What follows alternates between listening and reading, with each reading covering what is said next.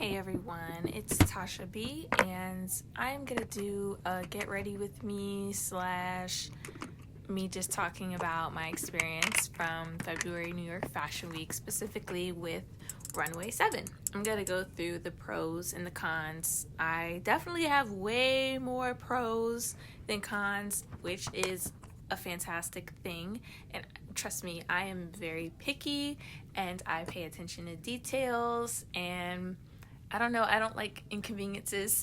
So I definitely took my time to think about my overall feelings about Runway 7. I had heard about Runway 7 from models at other shows. They just talked about how great it was. I would see their pictures, but I had never, actually went to a casting or anything like that. I was going to attend the show. I think it was like maybe 2 seasons ago, but I ended up being booked, so I didn't get a chance to go. But I always heard good things about Runway 7, so I was excited when the designer I walked for, Girardi, and his wife, Nydia, love Nydia, reached out to me and asked for me to walk in their show. And this was my second time walking for Girardi, so it was awesome to be a part of that. And so I can't give you anything as far as the casting experience because I didn't have to go through that. But the production of the whole show was so amazing. I can't even think of another word. It was just really organized. Everyone was on top of it. And as a model, I was able to just focus on modeling, which isn't something you always get to do, especially with independent produced shows. So that's the first point. Runway 7 is the most popular independent produced New York Fashion Week show, and while it's not on the official schedule, it is still like up there as far as being respected, as far as real opportunities coming after it. As a model, what matters is your pictures, how you look on the runway, and then are you able to sell the clothes? And I had got so many inquiries about the outfit I wore, and people will reach out about outfits after shows, but this was just a different level, and I'm just like, wow. I felt good, but yeah, back to them being the most popular. They are just shy of 1 million followers on Instagram, which definitely stood out to me, and they're just killing it on social media. So when you see people promoting shows or producing shows that aren't necessarily on the Fashion Week schedule, look at those things before you just decide, oh, I'm not doing it because it's not on the official calendar. Like, there's levels, and you gotta work your way up. So if you're in a point where you want to be in a bigger show, but you're not necessarily there yet, you're not getting booked for the official calendar shows, I would recommend Runway 7. It's not easy to get in their show for sure, but it's still a very well-produced, high-quality show.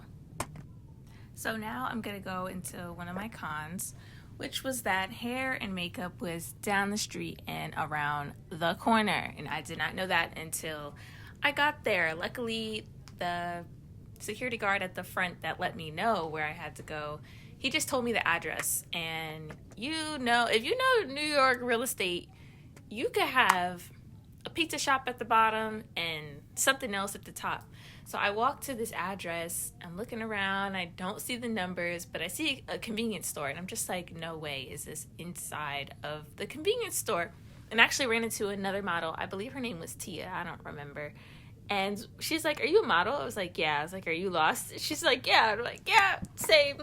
So finally we see someone coming outside the convenience store, and they're like, oh, you just got to go up this escalator. And lo and behold, it was a whole setup. There was an easy check-in, and yeah, the hair and makeup, it was a bit chaotic. I'm not gonna lie. Most of the makeup artists did not speak English, and my Spanish is not the best.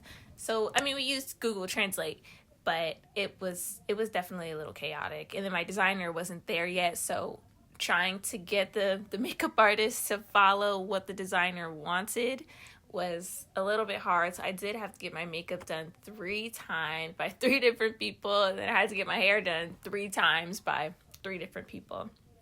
So I think that was the only part that was just wild and unorganized, would be the hair and makeup, because it was all smushed into one. But on the opposite side of that, they did have a very diverse hair and makeup staff. I had braids at the time, so I was a little worried about how they were going to be able to tie them up.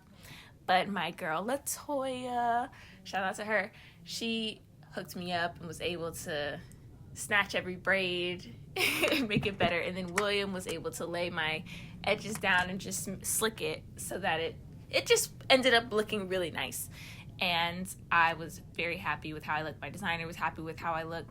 And with that happiness came great confidence, and I was able to really relax and have fun for once. Usually I'm really stressed at these shows, but because Runway 7 was so amazing backstage, that's going to be my next point, I was able, like I said earlier, to focus on my job, which is to look cute, sell these clothes, have fun, enjoy the moment, get great pictures, and all of that.